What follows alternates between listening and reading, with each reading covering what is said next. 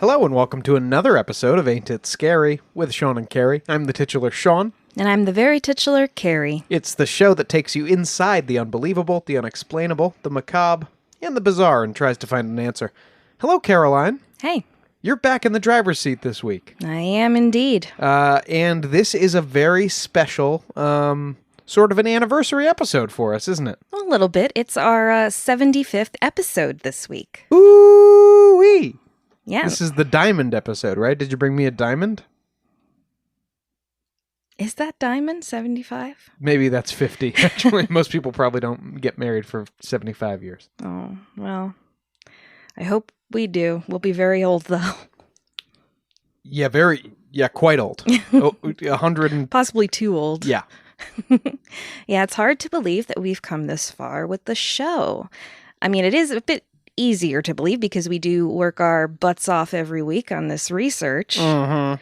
And we try to make out that we tried to make sure that we're putting out a good product every single time. That's a point of pride for us, right, Sean? That it is. Has been the whole time. Mm-hmm. And it seems like just yesterday we were recording Roast to Roast AM for our 50th episode, and here we are already 25 later. Yeah, if you happen to be a new listener, head on back. We've got plenty of archives, and I really think we actually hit our stride pretty early, Carrie. So I sure hope so, for their sake. Yeah, so jump on into that archive and splash around. Have a little fun. Mm-hmm. Speaking of splashing around, our last couple of weeks have been spent with horrible tragedies at sea. Mm-hmm. So I hope you've got something a little bit sunnier for us this week, Caroline. Well, not quite, but I'm just going to say at the top right here that we have a lot of exciting things still to come for all of you listeners, including some great news we're psyched to share with you, but all in due time, dear friends. Yep, big happenings over here, but we're going to have to wait until at least next week for any big new announcements. Although, we can tell them about our new website, right? Yeah, go check out our revamped website at stillaintitscary.com. That's www.ain'titscary.com. And feel free to leave some love. Oh, my wife made it so pretty over there. So pretty and so easy to use. Go take a look. And here's my favorite part.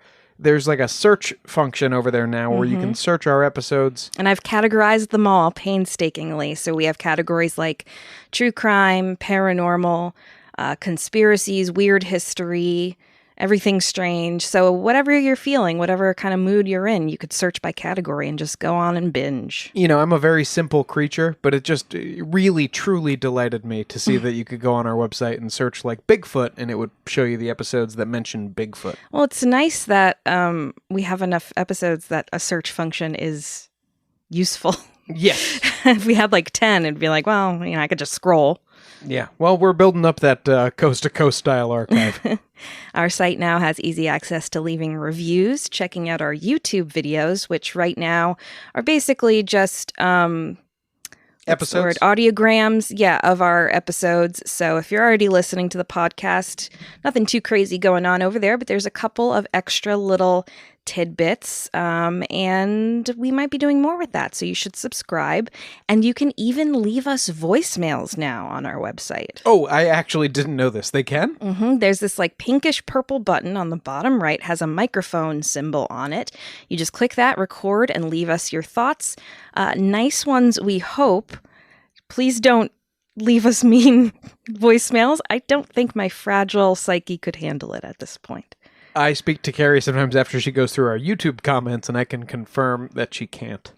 I will say that mostly it's people who are angry leaving comments on things. So if you like the show, leave us a nice review or a nice voicemail. It'll be a good welcome thing for me, for my soul. Yeah, and we'd love to play some listener voicemails on the show. Absolutely. If you have personal experiences in the realms of the paranormal or personal connections to anything, leave us a voicemail. We'd love to play it on the show. Yep, you might hear it at the end of an episode sometime. Mm-hmm. But for our 75th, our present episode, I wanted to bring it back to our roots.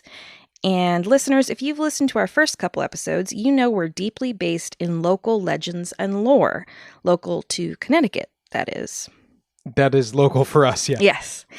We love our oft-maligned state as a site of much history and weirdness. Off-maligned? If you go on TikTok, everyone hates Connecticut.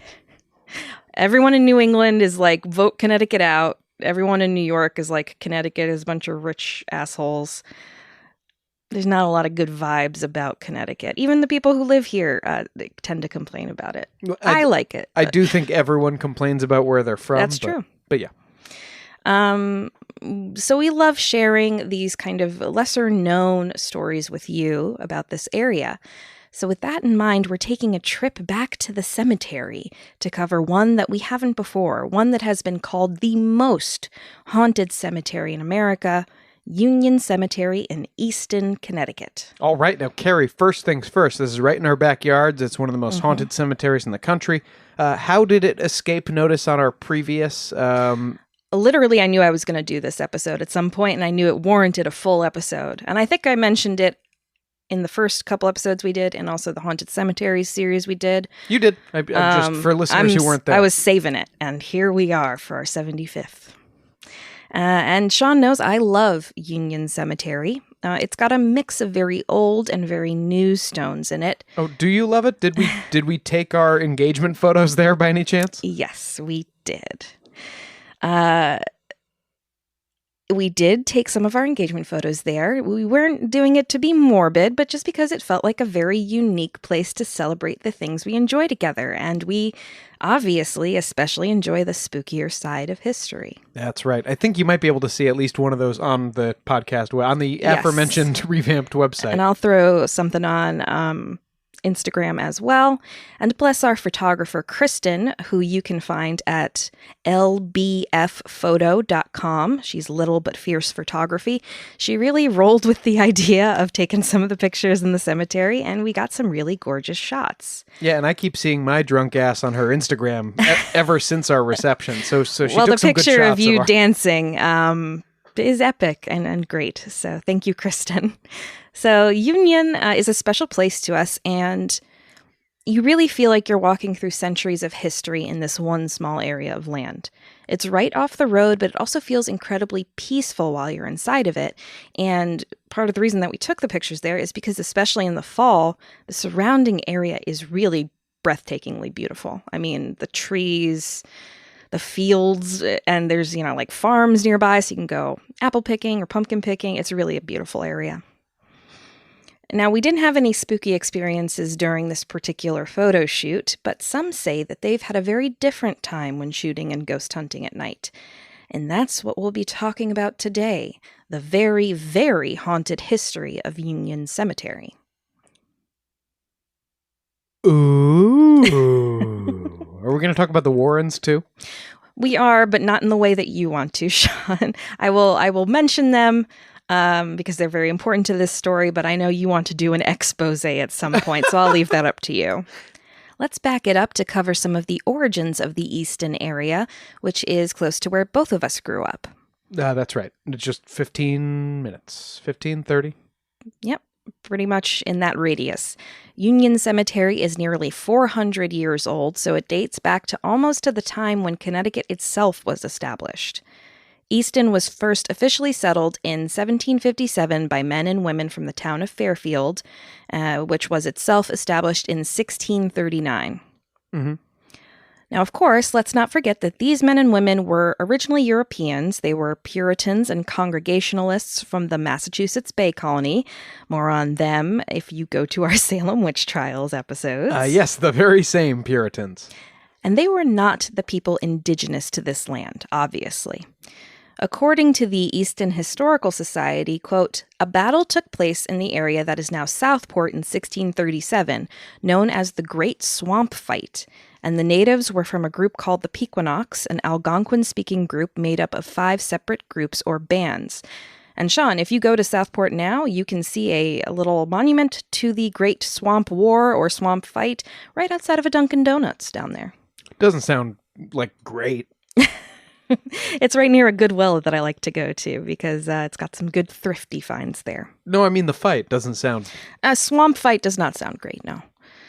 Now, one of these bands of Pequenox, the Aspatucks, settled in an area called the Great Swamp or Middlebrook Swamp in what is now Easton, somewhere along the current-day Cricker's Brook, perhaps now beneath the Hemlock Reservoir. They give their name to some delicious IPAs today over at Aspatuck Brew Lab.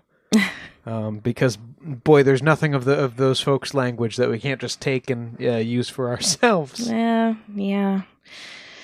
In 1670 or 71, native leaders signed deeds with the town of Fairfield, and the Pequenox signed similar deeds with Fairfield and with Stratford. This purchase by Fairfield from the natives secured the last 6 miles of the town common of the Native Americans' land holdings in the area for the sum of 36 pounds sterling. Hard to tell. Whenever we hear stuff like that... from like 400... I mean, I have no concept I have literally no idea what that was worth at the time. Not enough, certainly. It might have been a fair price. We don't know. I can't think that it was. This area included what is now Easton, and then it was settled by the new Fairfield Society. We fast forward some years, and we have Union Cemetery at the junction of what is now Route 59 and Route 136. Now, if you're on the right road, you can't miss it. It's enclosed by an old-school iron fence, and there's a sign out front that proclaims, "Area closed, sunset to sunrise." Woo. Lots of cemeteries have that one. And there's also a small church building that sits across the street. So how did Union become known as one of the most haunted cemeteries in the world? Well, part of that, as Sean mentioned before, is due to our old friends and Connecticut natives, Ed and Lorraine Warren. Yes, the stars of the Conjuring films lived just minutes away from Union, and they studied it extensively due to the legends surrounding the space, which they documented in their book, Graveyard. Yeah, they are much sexier con artists in the Conjuring films than they are in real life. Well, they're not portrayed as con artists in those films, but I will agree on the sexy part. Lorraine told the Westport Daily Voice in 2011 that, quote, "I know for a fact that this place is haunted. It's one of the most haunted places around." I'll be sharing some of the stories they recounted in Graveyard with you today. For more on Ed and Lorraine, you can always check back to our Bridgeport Poltergeist episode, and I'm sure we will cover them more in the future. Mm-hmm. Now, even growing up, I heard legends about Union as I had about Dudleytown. I was told it had dozens of officially documented ghost sightings by people like police officers and firemen who had been called to the scene or were driving by when they had their experiences. I was also told that it was constantly patrolled by the police after dark due to the popularity of the area with ghost hunters, and that you would get arrested if they caught you in there at night. Have you found that to be true? I've heard tell of it, or fines, but I have never gone there at night, because I am a big puss. I know you haven't in terms of getting in trouble with the law. You haven't gone and trespassed there. No. But I didn't know if you knew whether there were actually police drive-thrus after dark. I'm not often around there at night. Usually I'm driving by, or we're doing something in the fall and we're stopping in. I'll update you all if I ever am there at night and see it happen for myself. Of course, I also heard many tales about Union Cemetery's famous White Lady apparition. Which is why the ghost hunters are there, which is why the cops are there. Yes, but let's not get ahead of ourselves. We'll start with some short tales to get the blood chilling. The Warrens wrote that several decades ago, and this account came from 1992, so let's say this means somewhere in the mid-20th century. Sure. A murder occurred that may have ties to the White Lady legend, but certainly has a gruesome connection to the cemetery itself. And this cemetery is connected to a lot of murders, like more than you would think. Connected how? Like murder victims are buried there, or like murders took place there? Yes. Both. Yes. Well, lots of cemeteries probably have people who were murdered in them. Well, considering how few murders we typically encounter in this area, especially Easton, which is a very low-key area, it seemed like a lot over the years. Ellen Smathers was a lovely young woman who worked as an organist for her church. I believe it might have been the one across from Union, and it wasn't uncommon for the men around her to develop feelings for her. Unfortunately for them, Ellen was happily married to John Smathers, an outdoorsman who worked for the nearby plant. Ellen was known around town and tragically became the object of obsession of one Richard Dean Jason. Oh, no. So we got a three first namer. Well, you always know someone's going to be murdered by that guy as soon as you hear the middle name. Jason lived near Monroe and would often see Ellen going about her day downtown and even walking by Union Cemetery on nice days. Not a lot was known about Jason, as he was a newcomer to the area, but it was rumored that he'd spent his younger years as a carny. Okay, I'm not going to pass any judgment on carnival folk. It doesn't give him, like, an air of bona fide legitimacy. This isn't like a suitor we're excited to see coming around. Well, here's where this story gets very strange. Jason was said to be the protege of a certain Swami Lorenz, a carnival mentalist. One day, Lorenz gazed into his crystal ball and saw a vision of his young friend Jason taking Narda, the carnival's trapeze artist, also a beautiful young lady, into the tunnel of love and attempt to choke her to death after learning she'd been unfaithful to him. Oh my God, was this a pre-crime? Is this Minority Report? The Swami was disturbed by the vision and told Jason not to go into the tunnel, but apparently he did, and in there he was possessed by a sudden rage.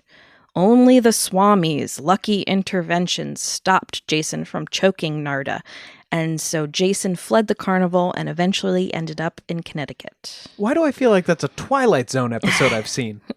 I mean, who knows if that's true, but that's the story that was surrounding Jason. I don't know. What did happen was that he became obsessed with Ellen Smathers, stalking her and attempting to convince her to be with him. Eventually, as is wont to happen in small towns, the news of Jason's stalking reached Ellen's husband, John. Some say that John visited Richard Jason a few times, warning him to stay away from his wife. I'm a big outdoorsman, you see? You just stay away from my wife. However, this didn't deter Jason. He had become convinced that if John Smathers were to die, Ellen would marry him. So, of course, he went about trying to make that happen. Oh, I was sure this was going to break bad for Ellen. I mean, this is breaking bad for Ellen, but I thought she was going to be the murder victim. Well, the plan was to murder John Smathers and dump the body in a sinkhole close to the cemetery behind the Baptist church. And one night, John didn't come home. Ellen tried to call him at work, thinking he was there for overtime. No answer. In the morning, she called the police, who found that John had left work at his normal time and headed home along his normal route, but at some point, he disappeared.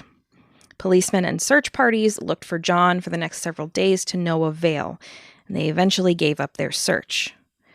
John would be found, however. Despite weighing the body down and sinking it into the sinkhole, John's corpse eventually floated to the top and revealed itself to the world. The medical examiner wasn't sure how it was possible for the body to float back up a muddy sinkhole, still attached to weights, but there it was, and it became clear that Smathers had been murdered. Soon after, Jason was pinned as the prime suspect, and hours after his arrest, he confessed to the murder of John Smathers. I guess if it's a muddy sinkhole, it would be easier, right, than if it was just a pool of water, because the mud is going to settle down toward the bottom and maybe push you up? Maybe. I don't know. I couldn't tell you. Richard Dean Jason spent the rest of his life in prison, wondering why Ellen never responded to his monthly letters. Well, for the best. And also wondering how a weighted down body had floated to the top of a sinkhole. Oh, please tell me there's like a conspiracy angle. Some say the White Lady is actually the spirit of Ellen Smathers, mourning the loss of her husband to her mad stalker. Do the first appearances of the White Lady come from after her death? I would say the most appearances that I was able to track down are from the last century or so. But who knows what's before that. Another story from Union Cemetery follows the tale of Don Parish. D-O-N or D-O-N. D-A-W-N? Okay. Now then I would say Dawn because of my messed up accent. Sorry, Ms. Tomei. Continue. You wish. The 40-year-old Parish was the cemetery sexton, tending the ground and doing handiwork in the area. One day, Parish was hiking the countryside surrounding the cemetery with snowshoes. It was kind of a hobby of his. And What? Well, there was a lot more open fields at the time, and it had snowed, and he liked to walk around the countryside. He usually hiked the Adirondacks. Yeah, great hobby. He was a 40-something single man that was a cemetery sexton. This is what he does. Yeah. My little sister lives in Norway, as you know, and snowshoeing is pretty popular over there. Yeah. It's just like, what, they don't got Netflix over there? It's Norwegian Netflix. Who knows what's on that? You're this bored with the tennis rackets on your feet? Really? Well, during one of his snowshoeing expeditions, he saw what he described as the Dark Man. As he was coming down the slope leading to the cemetery, he spotted a man dressed in black minister's clothes that looked to be from about 200 years before. Don attempted to call to the man and followed him up a hill, but no matter how he tried to get his attention, the Dark Man kept winding through the snow away from him. Parish watched as the figure approached the crest of the hill and simply vanished, gone in an instant. I know we haven't actually gotten to the White Lady herself in detail yet. Oh, yeah, we will. I know. That's going to be the big finish, of course. That's the big finish.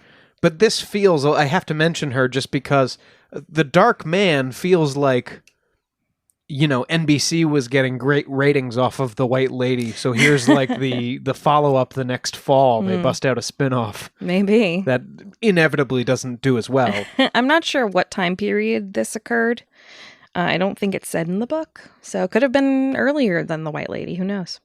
If you like the White Lady, you'll love NBC's The Dark Man. Thursdays at 8. Well, Don Parish became obsessed after this experience. He lost interest in everything except for the Dark Man. Sometime later, Parish brought his friend Aaron to the cemetery to try and spot the Dark Man again. Aaron had become concerned for Don, but he humored him anyway, and he went along. They saw nothing as they walked through the hills that late Friday afternoon until they headed back to the cemetery, and then Don spotted it. "Look," he said. Close to the perimeter of the cemetery was a young man wearing deer skins and a raccoon hat, the garb of a 17th century deer stalker. The clothes looked worn, not like a costume, and the young man seemed as startled by them as they were of him, staring at their clothes as they were staring at his. Don asked, "What are you doing?" And the young man responded in hard-to-understand English, as if it was from an earlier time. So it was like vaguely English, but it was very old-fashioned. And it was hard enough to understand that they couldn't. He got it kind of out of him. The young man said he was going to meet some friends of his by cutting across the field. However, Don knew that the path the man was talking about would be leading him directly through the Easton Reservoir, which wasn't exactly hikeable. It's a reservoir. Oh, I'm meeting some friends across the apples. Any smokies over there? Ain't none outside? This isn't 1888 Whitechapel. Now, the thing is, the reservoir hadn't always been there, so perhaps the man was from an earlier time.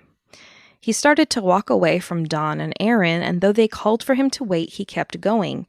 And then, like the Dark Man, he vanished right before both of their eyes. Maybe he was just drinking early times. Or they were. I don't know.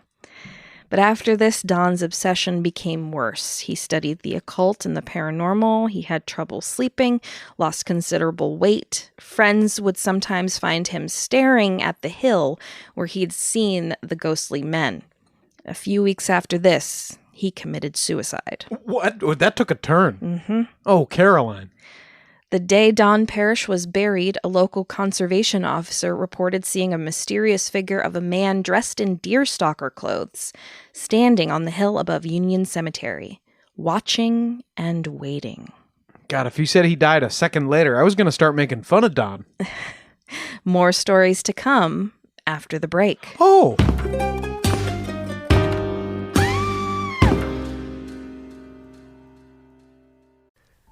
From DNA testing to the Dixie Mafia, Crime Capsule brings you new stories of true crime in American history.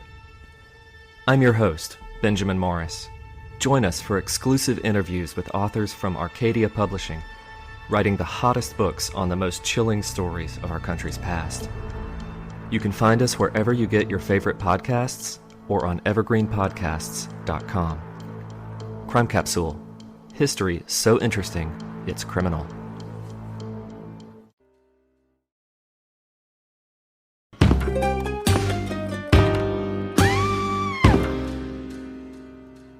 Welcome back.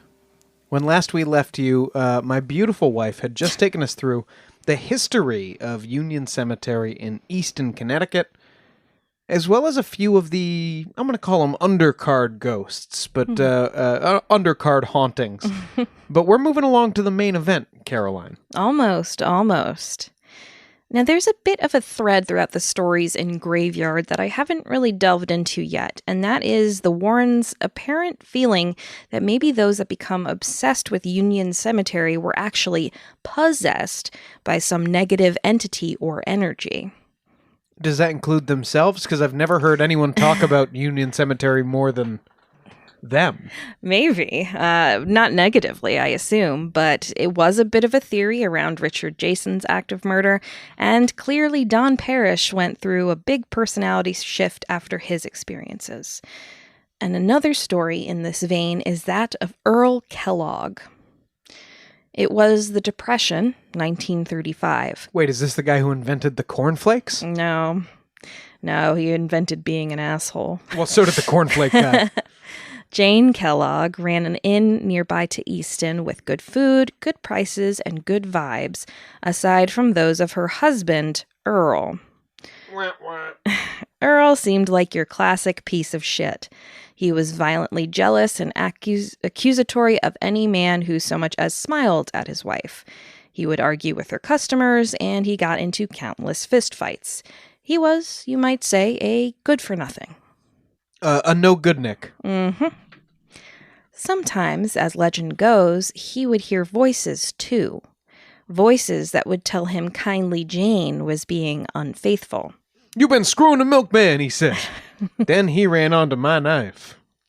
He ran onto my knife 10 times. How many? 9? A lot of times. I think it's 10. It's 10 or 12. He had it coming. Sometimes, when he'd directly accuse Jane of these things, he'd supposedly speak with a voice that was not his. It seems, at some point, he heard the voice call to him, "The harlot must be punished." In those words, this is some early serial killer shit. It's not great. It's uncertain what finally triggered Earl's action on the day that he did what he did. Some say that he became psychotic when a man brought Jane a bouquet of flowers. Others say it was something else entirely, unrelated to Jane. Either way, he developed some unfounded hatred for a local carpenter. One day, he lured this carpenter to the wooded area across the street from Union Cemetery, knocked him unconscious, and then lit him on fire. If the carpenter was sending his wife flowers, that's a lot. That's an but you overreaction. don't light a guy on fire. I'm just saying it wouldn't have been an unfounded hatred. Perhaps. But let's not light people on fire. Certainly, I'll give you that. Thank you. I'm glad you did. After this, Earl fled, and it's said that as he hid, the demon possessing him took over entirely. When he was found and arrested, it's alleged that Earl kept on whispering to himself over and over, or to someone else that none of the policemen could see. What year was this? 35. Earl wasn't doing great either way. Yeah, no, it doesn't sound like it. Fairfield County had never encountered a crime like this, and many called for the death penalty. Earl wouldn't say why he committed the crime or why he chose the area near Union Cemetery to commit it. During his trial, some of his own family said that Earl had long had a peculiar obsession with the cemetery and would often drive over there to park and look at the headstones. The Warrens finished the story of Earl Kellogg by saying, quote, They insist that while Earl had always been a fighter, he had never been a killer, not before his visits to Union Cemetery took their toll, not before he was heard to speak in voices not his own, and to a person no one else could see.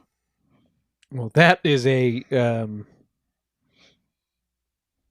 element that comes up in a lot of stories in which the Warrens are involved, I'll say. Mm-hmm. People speaking in others' voices. Mm-hmm. So that's interesting. Along with the White Lady, there is an entity nicknamed Red Eyes that is a popular site at Union. Oh, I was also just going to say, no one is a murderer until they murder someone, and then all of a sudden they're a murderer. Do you know what I mean?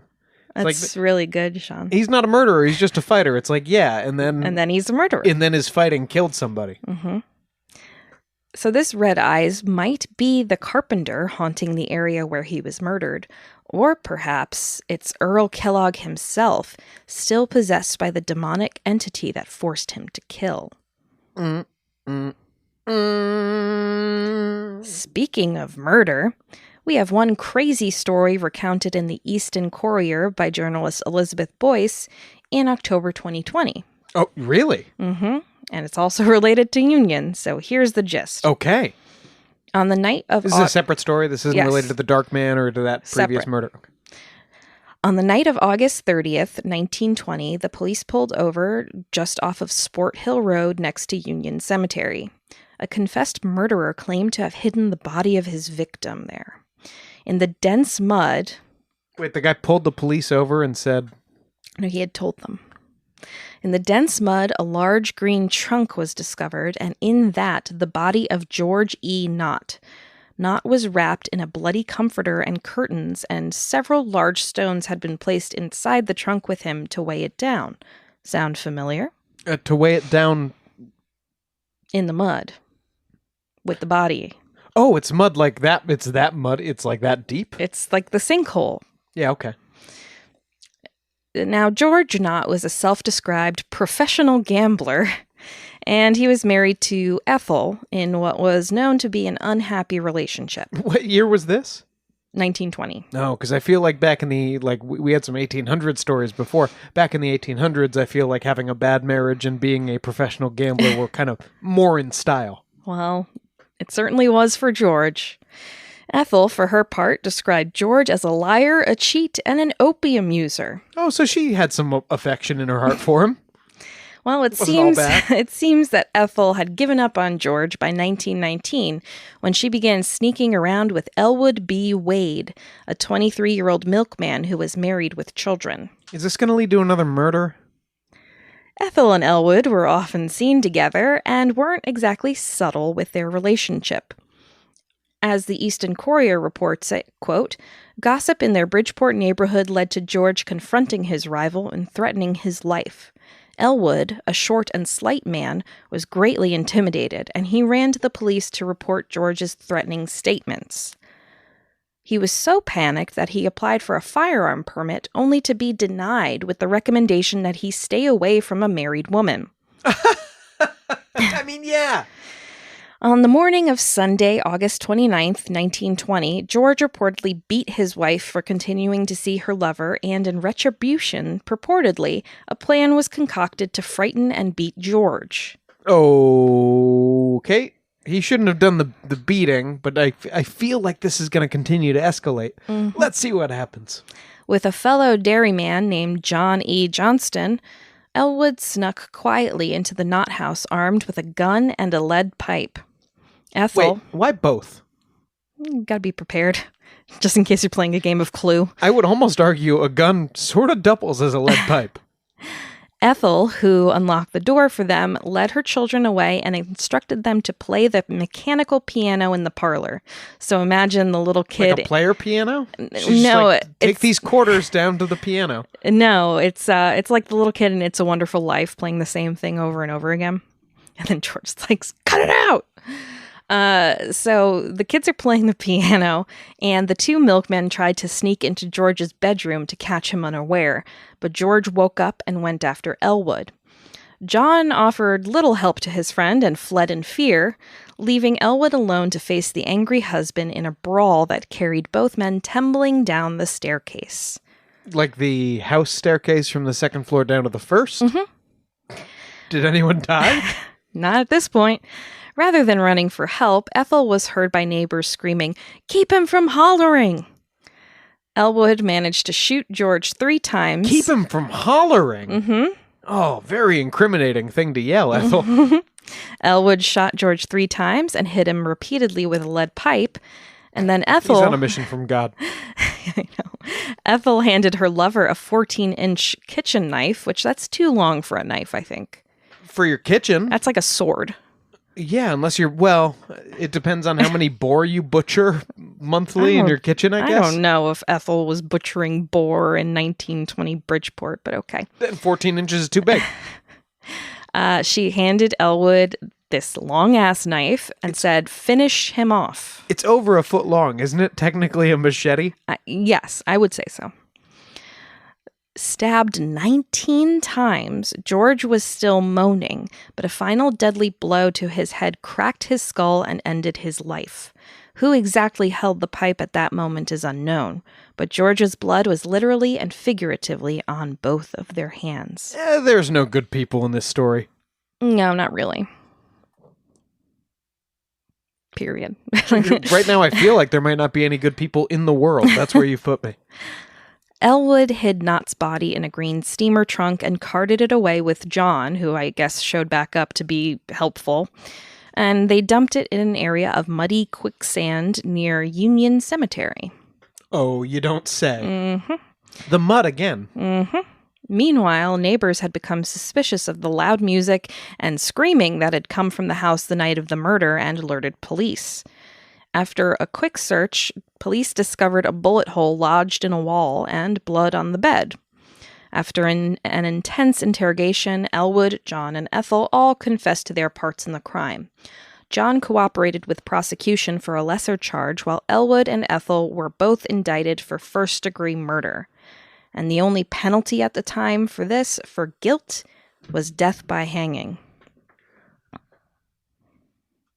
I'm just stuck on the body going in the mud again at Union Cemetery. Mm-hmm. It's almost like several elements of these stories replay themselves over and over again.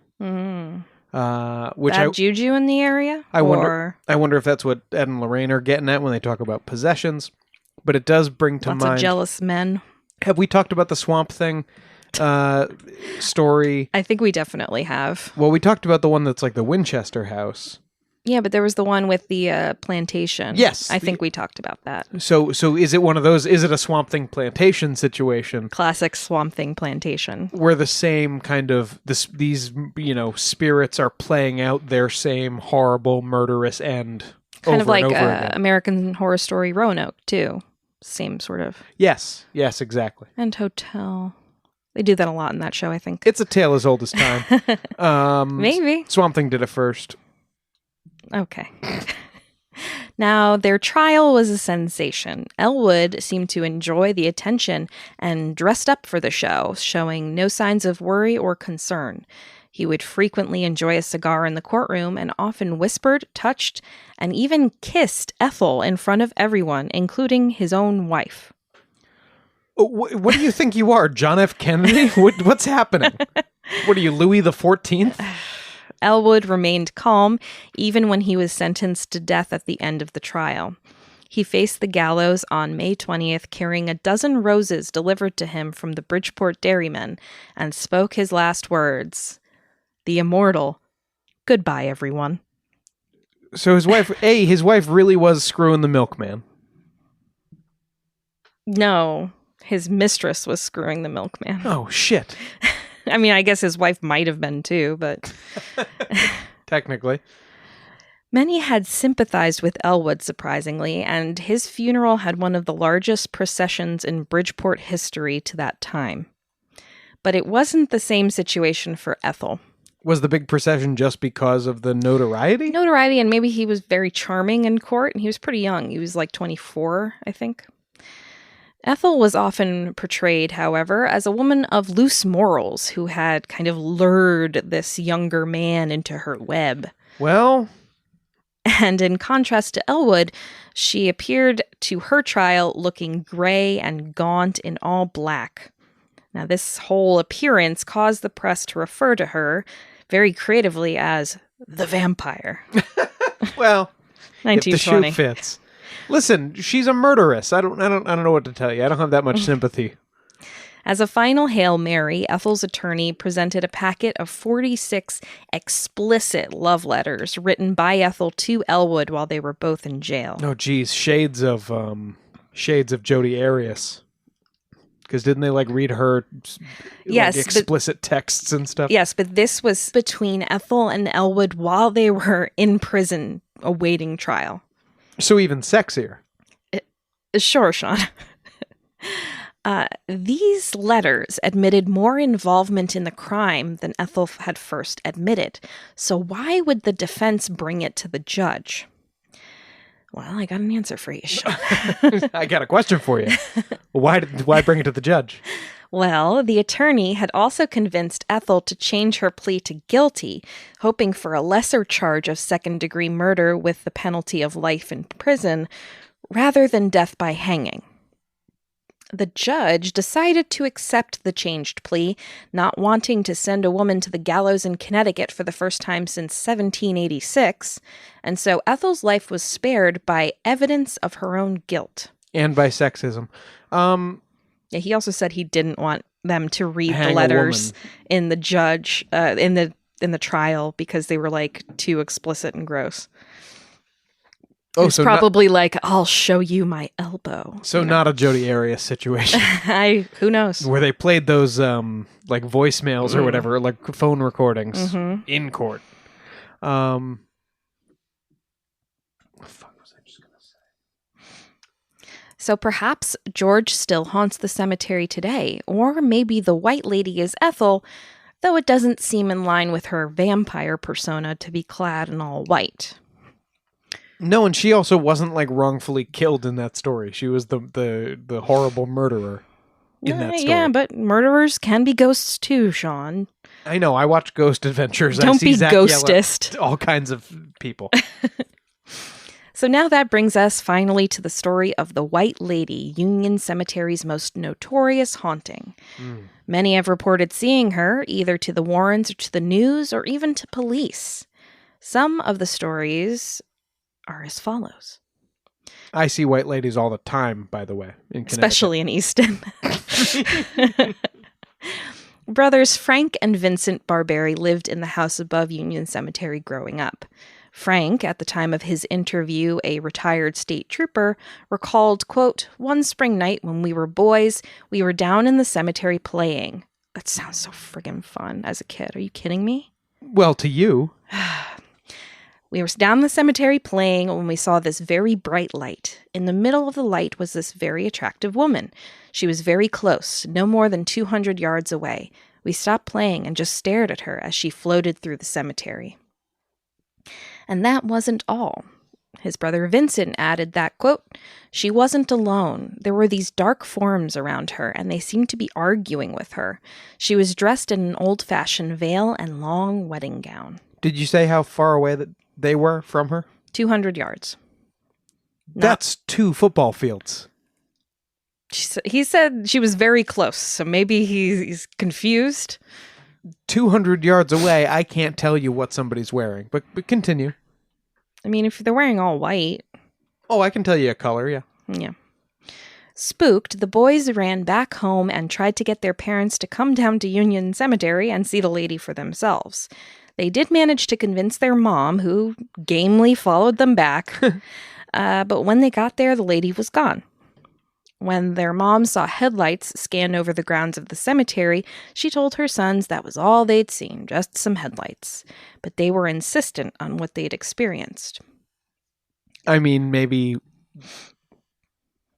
you know, a particular monument illuminated by headlights and some There other... aren't any person-shaped statues in Union. I'm just throwing that out there. 200 yards away, right? So I'm saying just a stone or an obelisk lit by headlights and then a bunch of darker shapes around it. Yeah, but you're right near the road, so I think you would know that a car had passed by from basically anywhere in the cemetery. Like, I think they would have registered that. But who knows? Yeah, I mean, it is like one end of the cemetery to the other if it's 200 yards. Yeah. I would think. Well, night after night, the Barbari brothers would sit in their bedroom at the window looking for the white lady to appear again to no avail. However, years later, Vincent did see her again. He told the Warrens, quote, "One night I was sitting on a ledge up across from the cemetery. I sat there a lot of times so I could look for deer to shoot. And when I looked down, typical. When I looked, see, everyone thinks Connecticut is like polo shirts and that's a very small area. We also have like our down home area, our farmland the area. deep north. The deep north. Yes. You got a lot of deer hunters and further north in the state, you got a lot of farmers. Mm-hmm. Anyway, continue. When I looked down into the cemetery, I saw the white lady. This time there didn't seem to be anybody with her, no dark forms or anything, and no sound of arguing either. She moved up the driveway toward the entrance to the cemetery. I could see her very clearly, and then vanished just like smoke. On another occasion, Vincent was coming home late at night and saw her once again, just off the road, shining white light with the lady in the middle. Do you feel that once the same person has seen a thing like multiple times, do you start to lose credibility after a certain number, like a boy who cried wolf? Well, what I find is interesting is that the boys would kind of wait up and try to spot the lady, and they never saw her for like years until he was down there hunting by himself, probably not expecting to see anything because he was looking for deer and saw something. So I do find that intriguing. How about the third time? Or what if it's that lady? Three's company, baby. You remember when we talked about the Men in Black and the Mothman? Mm-hmm. I think it was in our Coast to Coast episode. And there's one lady who had seen like 3 different Men in Black incidents like in a month after. If you're always around, like you grow up around an area, so let's say you're there for at least 20 years, right? And you see it 3 times, that's not too crazy. I think hers were in close succession. But yeah, no, I see what you're saying. I'm just saying, this guy's obviously prone to seeing stuff. Well, fine, Sean. The Barbari brothers are not the only ones to have had experiences with the white lady. But they could just have high perception skill. I'm just, I'm just saying. Like other notorious white lady cemetery spirits, and you could see our two-part Haunted Cemeteries series for more on those kinds, many have encountered her while driving by. When seen, the white lady is classically wearing what looks to be a white nightgown or maybe a wedding dress, gliding between Union Cemetery and Stepney Cemetery down the road in nearby Monroe. Yeah, she's very much like the wedding dress lady on the Haunted Mansion. Yeah. She'll commonly be seen in the middle of Route 59 and sometimes be hit, quote unquote, by a passing car, only for the poor driver to stop, check, and find no one in the road. One story similar to this was recounted for both Graveyard and the TV show From Beyond by Connecticut native Rod Vexey, who apparently many years later had some legal trouble for blinding his wife with a carrot. Sorry? But that's another story for another day. With a carrot, you say? He threw it at her, and apparently it blinded her. Bad luck, carrot. Yes. Vexey is now deceased at the young age of 54, so I won't speculate or speak ill of the dead. Bad luck, carrot. But I will share his story as he recounted it. In the summer of 1991, Vexey was driving home from the late shift at a lumber supply company where he worked. He took a longer route as he wanted to enjoy the late summer night drive in his new Chevy, and lucky for him, the radio was playing a marathon of Springsteen songs, which he loved. So, likely driving down Route 59, belting out Born to Run or Thunder Road. Blinded by the light. Not the Manfred Mann cover, but the original. Vexey passed Union Cemetery on his left. He turned on the fog lights as the rain from a humid summer shower was evaporating from the pavement, got what he called a terrible feeling of not being alone anymore, looked over to his back seat. That's a That's not something I've ever heard before. A terrible feeling. It's like getting the creeps, like kind of. No, I know, but most people would associate the word alone with being a bad thing. You know, a terrible feeling of not being alone anymore. Yeah, but you're driving late at night in your car. You want to be alone. No, it's just a funny way to put it as opposed to like someone was watching you. Yeah, I guess. That's exactly how he put it. But is this how you felt when you met me for the first time, Carrie? Is a terrible feeling of not being alone anymore? No, I would probably equate it to when you're going up the stairs at night as a kid and you get like the sudden creeps that there's something behind you. That's how you felt when you met me? Yes. But also that's probably how he felt. So he got this bad feeling. He looked over to his back seat and he spotted a man sitting behind him who shouldn't have been there. And he was very freaked out. They stared at each other, Vexy in shock. And as he looked back at the road, he saw about 100 feet in front of him a dark-haired woman standing in the middle of the street, wearing a nightgown and glowing with a curious blue radiance. She held up her hand for him to stop, and Vexy stomped on the brakes, and glancing into the backseat once more, saw that the man had vanished. So who was the man? Do we have a theory? Could be one of these many murderous men that are just hanging around. So that was the murderer? Could a murderer. There's too many involved with the cemetery. Are there versions of this? Does anyone try to connect this to a car accident? Specific? Like is it the classic girl walking home from a dance gets hit by a car? Sometimes she stops boys. I'll mention that in a little bit after we talk about this particular story, but nothing concrete. Because we did one or two of those in our Haunted Cemeteries episode, right? Mm-hmm.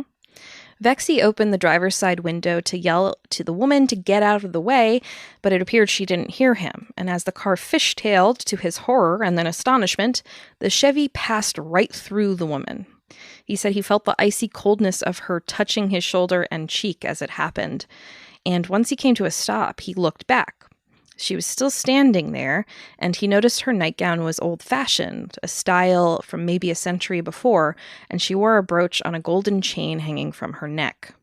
She turned and walked away down the road, and though he yelled to her to attempt to help, because he didn't know what was going on, she became lost in the swirling fog and vanished completely.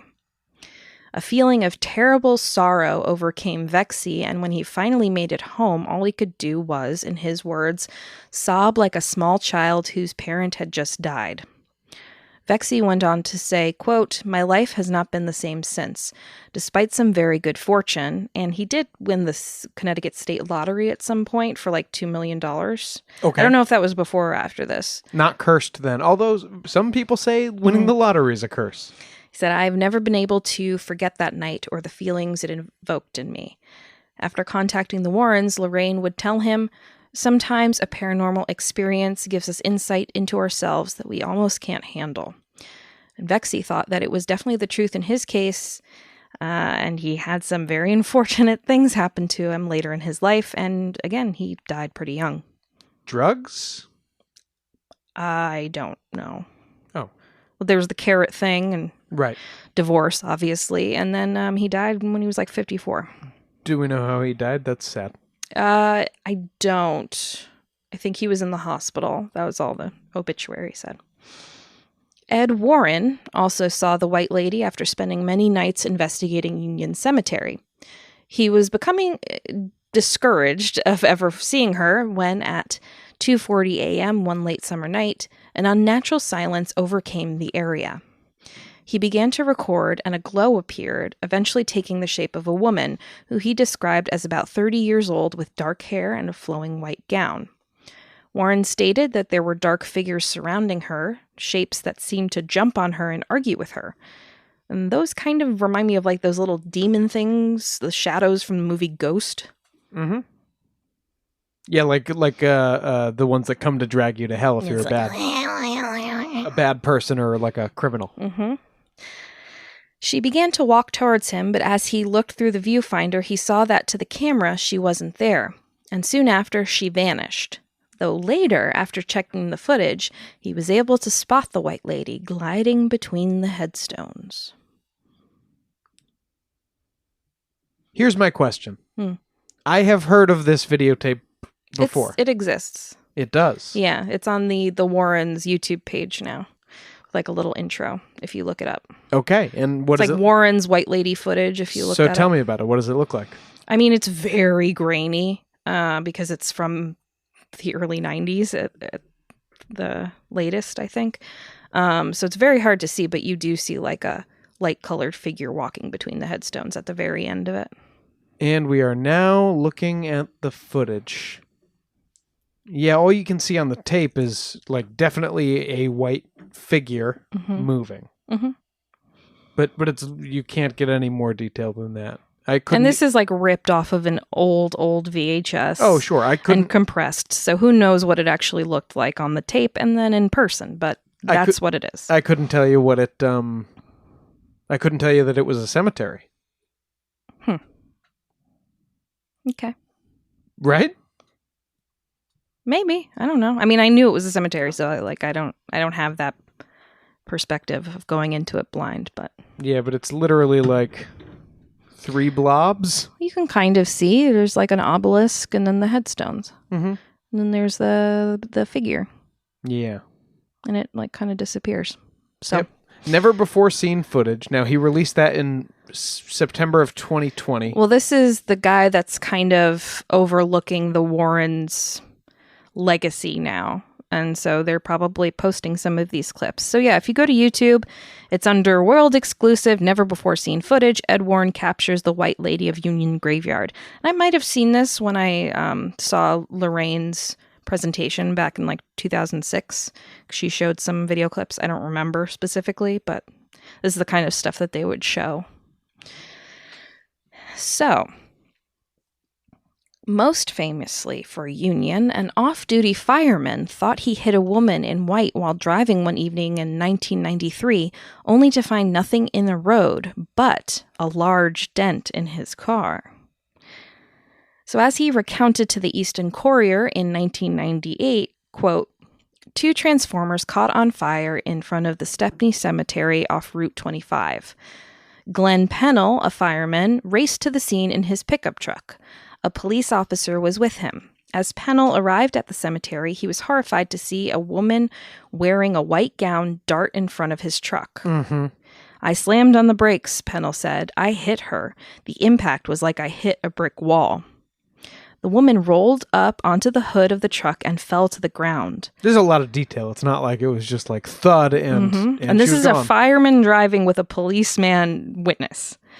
A woman driving behind Pennell shouted at him, "How could you hit that woman? Didn't you see her?"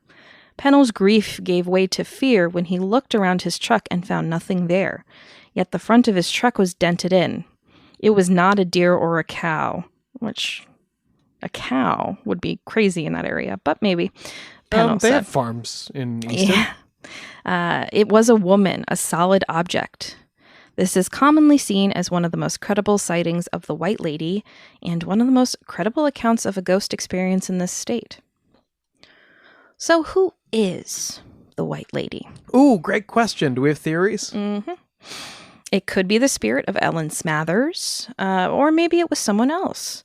Paranormal investigator Thomas D'Agostino wrote in the Yankee Express, quote, "Another prime candidate might be the soul of Ethel Hutchinson Knott, wife of George Knott, who Elwood Wade murdered in 1920. See, you remember this? Of course, yeah. The 2 concocted to murder the husband, but were caught and brought to justice. She spent the rest of her life in prison. Wade was hanged. There are no records of her life after that, but it's conceivable that she may be haunting the area looking for restitution. Restitution? She's a murderer. She could be bound to the locale by eternal remorse. She doesn't seem like the remorsing type.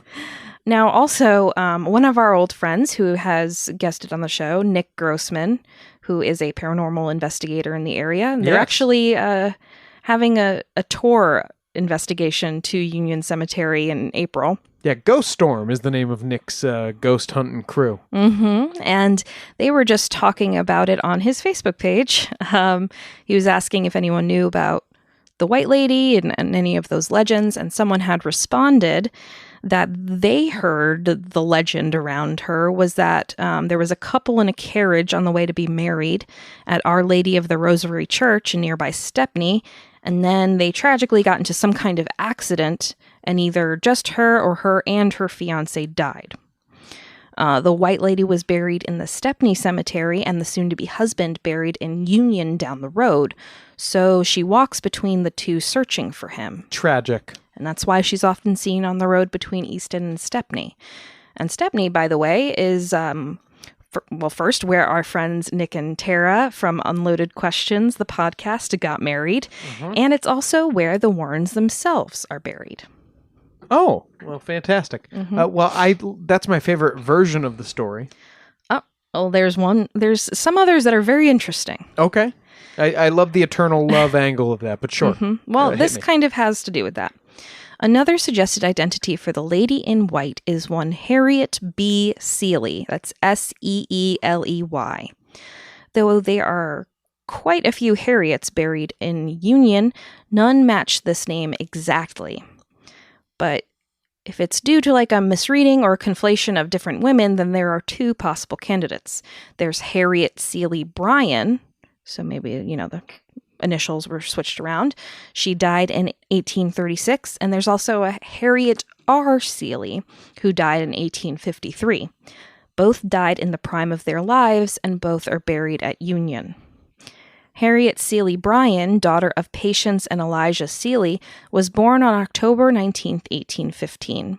She married Titus A. Bryan on February 10, 1836, and just 9 days later tragically died. Oh, Jesus.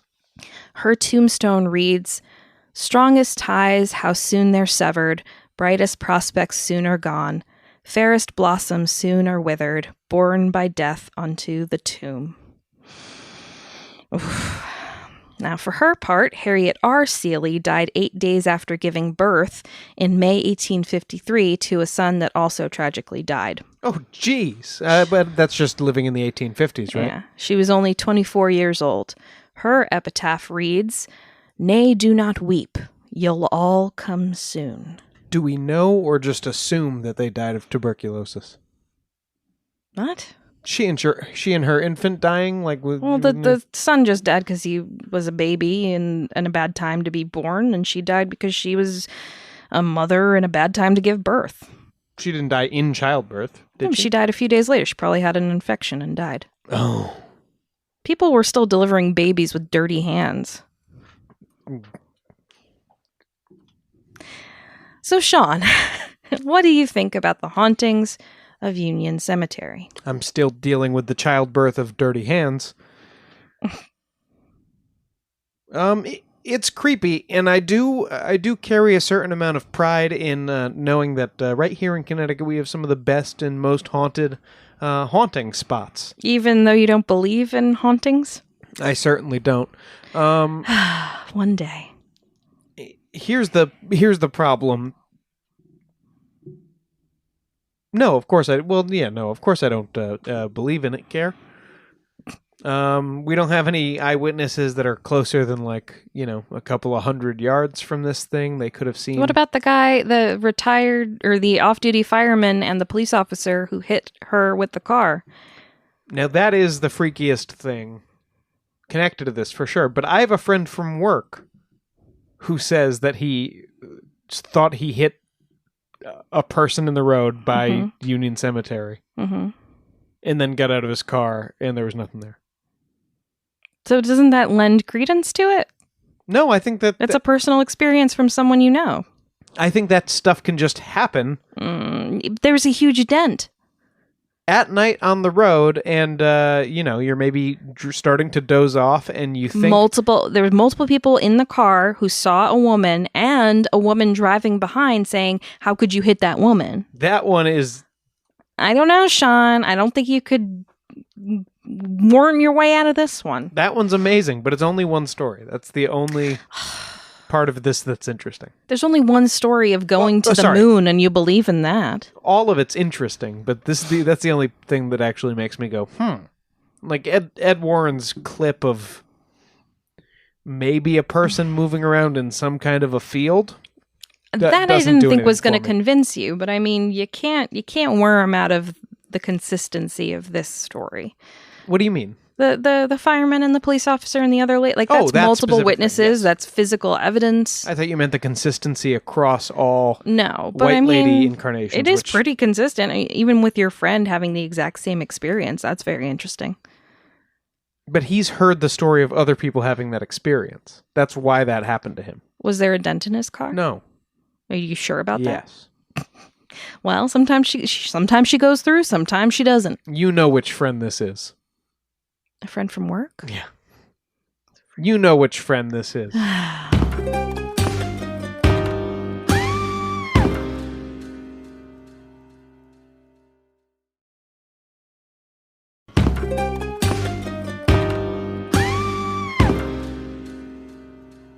We're taking a trip to the Bizarre Bazaar.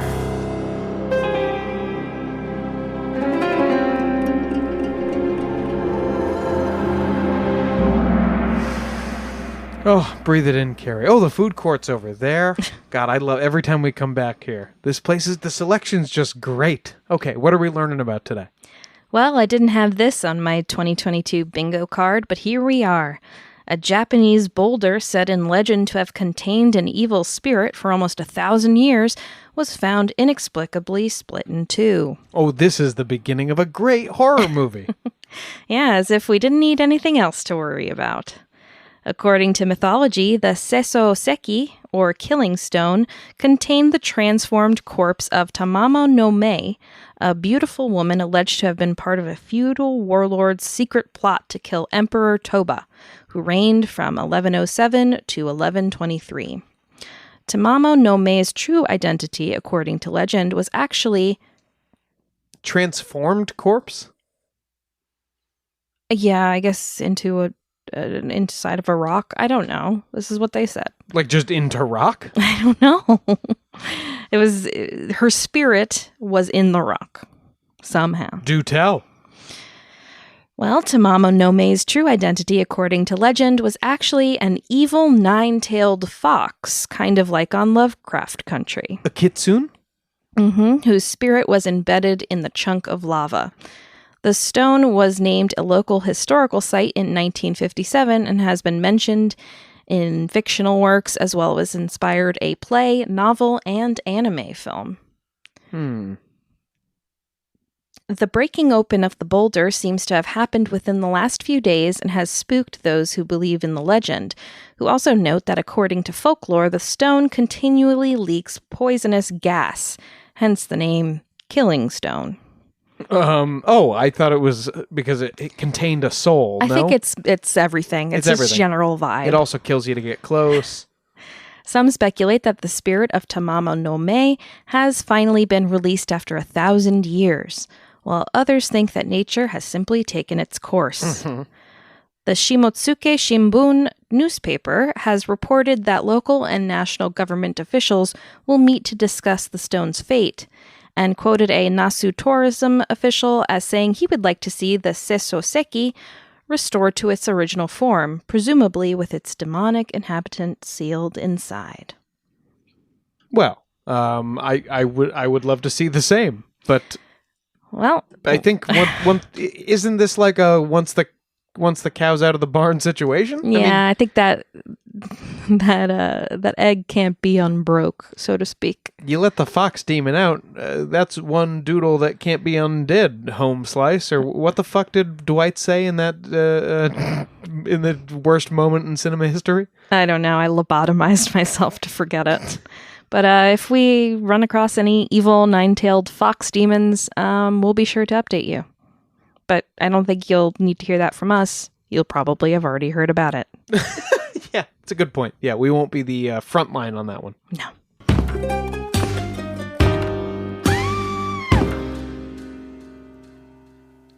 That's it for this episode of Ain't It Scary with Sean and Carrie. Like us on Facebook and follow us on Twitter and Instagram at Ain't It Scary, and check out our new revitalized website at ain'titscary.com. New and improved! You can support the show by supporting our sponsors and becoming a patron at www.patreon.com/ain'titscary. And please subscribe to the show and throw us a 5-star review on Apple Podcasts and also now on Spotify.